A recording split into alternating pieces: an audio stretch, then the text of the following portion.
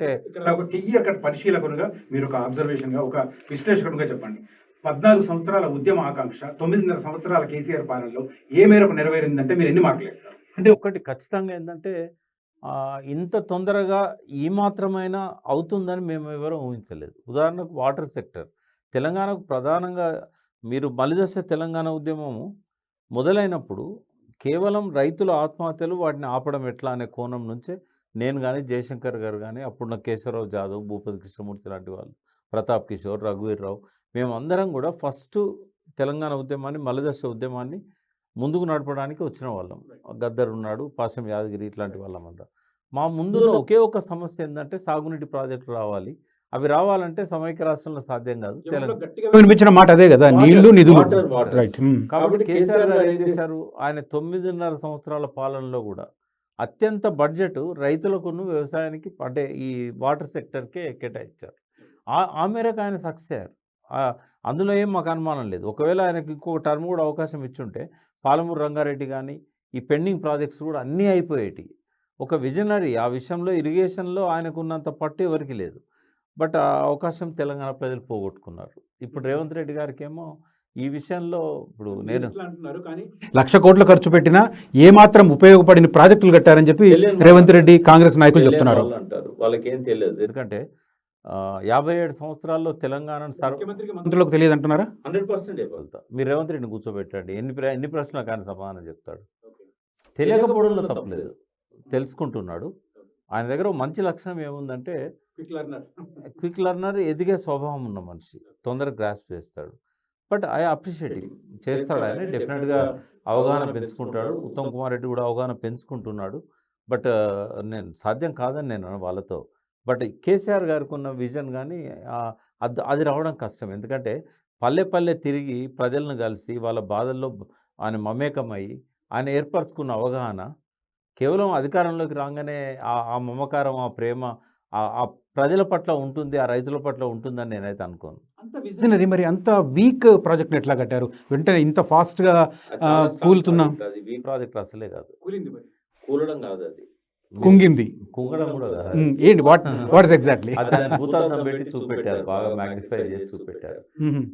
నాకు ఒక్కటి చెప్పగలుగుతారా మీకు? నేను వన్ ఇయర్ టైం ఇస్తాను. మీ తొలి వెలుగు నుంచి ఈ ప్రపంచంలో ఏదన్నా మొదలైన దగ్గర నుంచి పూర్తయిన తర్వాత కూడా చిన్న క్రాక్ కూడా రాని ప్రాజెక్ట్ ఒక్క పేరు చెప్పండి ప్రపంచంలోనే. ఎక్కడ సాధ్యం కాదు. మీరు మన దగ్గర ఉన్న ఏ ప్రాజెక్ట్ అయినా చెప్పండి, దానికి ఏ నష్టం జరిగింది, ఏ ఇయర్లో జరిగింది నేను చెప్తాను. ఏదన్నా ధవళేశ్వరం ఆనకట్ట మొదలుపెట్టినప్పుడే నష్టం జరిగింది. ఆ తర్వాత కట్టిన ఇప్పుడు పోలవరం ఎప్పుడో కొట్టుకపోయింది, అది ఆ పక్కనున్న వాళ్ళంతా కూడా ఇప్పటికీ రిపేర్ చేయలేదు. మీకు పొలిచెంతల దానికి నష్టం జరిగింది. నాగార్జున సార్ ఇప్పటికీ మీకు బోలెడన్ని బుంగలున్నాయి లోపల. అంటే ఇప్పుడు ఈ ప్రతిరోజు కూడా కొన్ని వందల క్యూసెక్కుల నీళ్లు లీక్ల ద్వారా పోతూనే ఉంటాయి. ఎప్పుడు నిరంతర ప్రవాహం, గేటే తెరవరు, నదిలో నిరంతర ప్రవాహం ఉంటూనే ఉంటుంది. ఎక్కడి నుంచి వస్తున్నాయి అవన్నీ? సీపేజ్ లాసెస్ కాదు. సో ఇక్కడ ఏమైందంటే ఆ 7వ బ్లాక్ లోపల అది జరగడానికి కొంత నిర్లక్ష్యం ఉండొచ్చు, నిర్వహణ లోపం ఉండొచ్చు, కోవిడ్ సమయంలో అటెండ్ కాకపోవచ్చు ఆ పనులను. అంటే స్టార్ట్ అయిన తర్వాత బాల్యారిష్టాలు ఉంటాయి, ఈ శైశవ దశ అంటాం. ఫస్ట్ 2-3 ఇయర్స్ సెటిల్ కావడానికి టైం పడుతుంది. అందుకే తెలియని వాళ్ళు చాలా మాట్లాడతారు. మళ్ళీ భూతత్వంలో చూపిస్తుంటే బీఆర్ఎస్ పార్టీ ఎదుర్కోలేకపోతుందా? అది కేసీఆర్ చేసిన ఒక పెద్ద బ్లండర్ ఏంటంటే, దాని మిస్టేక్ అనండి, చాలా పెద్ద బ్లండర్.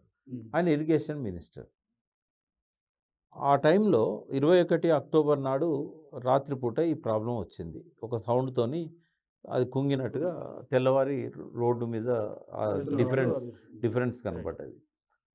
అంటే ఇప్పుడు ఎవరమైనా ఏం ఎక్స్పెక్ట్ చేస్తామంటే, ఇంక అప్పటికి ఎలక్షన్స్ ఇంకా 40 డేస్ ఉన్నాయి. వెంటనే హెలికాప్టర్ తీసుకొని ఆ కాళేశ్వరం కాడికి పోయి ఫీల్డ్ స్టడీ చేసి, ఇది పెద్ద ప్రమాదం ఏం కాదు, ఇది నేను రిపేర్ చేయించగలుగుతాను, మళ్ళీ వేసంగి పంటలకు ఇదివరకు స్టోరేజ్ ఏదైతే ఉన్నదో మనకు సరిపోతాయి, వర్షాకాలం వరకు నేను దీన్ని రిపేర్ చేస్తానని ఒక్క మాట అష్యూరెన్స్ ఇచ్చుంటే వాళ్ళ ముఖ్యమంత్రిగానే ఉండేవాడు. వన్ ఆఫ్ ది పెద్ద, అంటే ఆయన అధికారం కోల్పోవడానికి నేను అనుకుంటే ఒక 50% మేడిగడ్డ. ఎందుకంటే అప్పటిదాకా ఏటీఎం అని చెప్పారు, మేడిగడ్డ కాళేశ్వరం అనేది బాగా కమిషన్లు తీసుకున్న ప్రాజెక్ట్ అని ఒక అవినీతికి కేసీఆర్ మీద చూపెట్టడానికి దాన్ని బాగా గ్లోరిఫై చేశారు. దానికి కరెక్ట్‌గా ప్రూఫ్ లాగా సరిపోయింది ఇది మేడిగడ్డ. ఆ. ఎలక్షన్స్ ముందు వచ్చేసింది కరెక్ట్. నేను ఆరోగ్య కారణాల వల్ల అమెరికా పోవాల్సొచ్చింది. ప్రభుత్వమే నన్ను పంపించింది. అక్టోబర్ 21 నాడు నేను యూఎస్‌లో ఉన్నాను. ఈ వార్త చూడగానే రోజు నేను అబ్జర్వ్ చేస్తున్నా అక్కడి నుంచి ఎవరైనా స్పందిస్తారేమో అని. సహజంగా అంతకుముందు ఉన్న ఇరిగేషన్ మినిస్టర్ హరీష్ రావు గారు ఆయన మాట్లాడలేదు. ఇరిగేషన్ మినిస్టర్ ఉండి కేసీఆర్ మాట్లాడలేదు. ఈఎన్సీలు వాళ్ళు వీళ్ళు కేసులు పెట్టి చేతులు దులుపుకున్నారు తప్ప వాళ్ళు మాట్లాడలేదు. అంటే ప్రతిపక్షాలేమో దుమ్మెత్తి పోస్తూ ఉంటే 10 రోజులు వన్ సైడెడ్‌గా కాళేశ్వరం మీద నెగెటివ్ ప్రచారం జరిగింది. కోదండరాం దగ్గర నుంచి. నుంచి ఎవరు వెళ్ళలేదు, ప్రతిపక్షం నుంచి ఎవరైనా వెళ్తా అంటే కూడా మొత్తం కంప్లీట్ గా సెక్యూరిటీ పెట్టిన అది వేరు.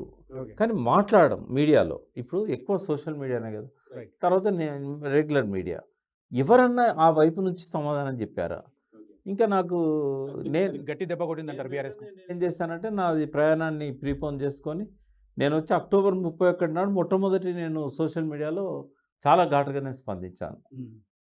ఆ జరగాల్సిన నష్టం అంతా 10 రోజుల్లో జరిగిపోయింది. ప్రభుత్వము మళ్ళీ రాకపోవడానికి టీఆర్ఎస్ ప్రధాన కారణం ఏంటంటే మేడిగడ్డ. అయితే దాన్ని ఇప్పటికి కూడా నేను మళ్ళీ చెప్తున్నాను. ఇవి సహజమే. అయితే 2 ఉంటాయి. ఎక్కడైనా కూడా ఇట్లాంటి నష్టాలు జరిగినప్పుడు ఒక పక్కనేమో వెంటనే దాన్ని రిపేర్ టేకప్ చేస్తారు. రెండో పక్కనేమో న్యాయ విచారణో లేకుంటే ఇంకో విచారణో జరుగుతూ ఉంటుంది. సైమల్టేనియస్‌గా ఉంటుంది. అసలైన తొలి వెలుగు. ఫాలో వాట్సాప్ @తొలి వెలుగు అఫీషియల్.